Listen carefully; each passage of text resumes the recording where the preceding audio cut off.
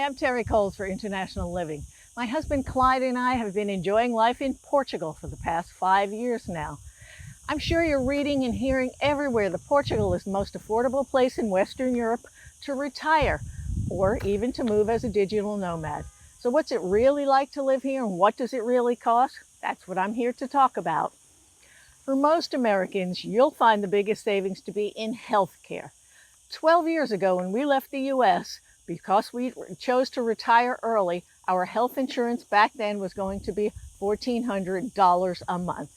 Here in Portugal, we pay about 320 euros a month for the two of us, and we're 12 years older now.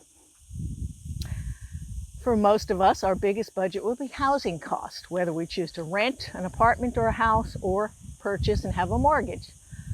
For those of you who have cash to purchase a house or an apartment outright, you can live on far less than we do.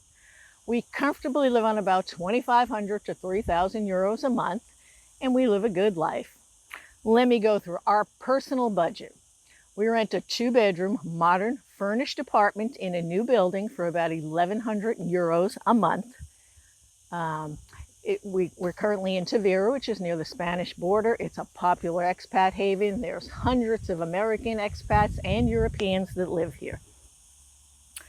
Our utilities run us about another 80 to 150, depending on how much air conditioning or heating we use. Our Wi-Fi mobile phone package runs us about 80, and the Wi-Fi here is fiber. It's excellent. We cook at home a lot. I like to cook. We're vegetarian, so we don't tend to eat out, but groceries run us about $400 a month. Health insurance, keep that $1,400 a month figure in mind, and here for the two of us, we have a high-end policy through Allianz for about $320 a month. Now, private health insurance here is usually paid upfront for the whole year in advance. So that's a good chunk of money, but then we can see a doctor freely whenever we want.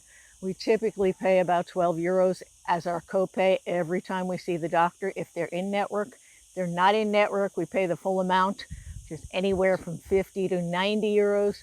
My husband submits it to the insurance company and we get reimbursed at 80%. So not a bad deal at all.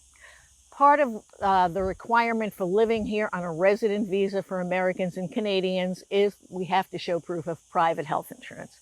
So we have it and we like to use it. We also have access to the public system here, but the private system and the public system are very different, and most expats like us prefer to use the private system because we can pick an English-speaking doctor of our choice. We have a gym membership for the two of us. That's about $75 a month. We do own a car, so our car expenses average out to about $50 to $100 a month, depending on how much we use the car and how much we travel. I threw another 500 euros in there for miscellaneous. Some months we have other bills that we haven't mentioned here. So that totals up to about 2,700 US dollars, no, 2,700 euros, or about 3,000 US dollars at the current exchange rate. So that gives you an idea of what it's like to really live here. Can you afford to live here? Of course, when you first decide to move to Portugal, there will be some other expenses like renting an apartment and getting a year-long lease and funding a bank account. But moving anywhere, moving from one state to the other in the U.S. is expensive. So moving to a foreign country is very similar. But if you have any other questions on Portugal, you can click on the links below. Thanks for listening.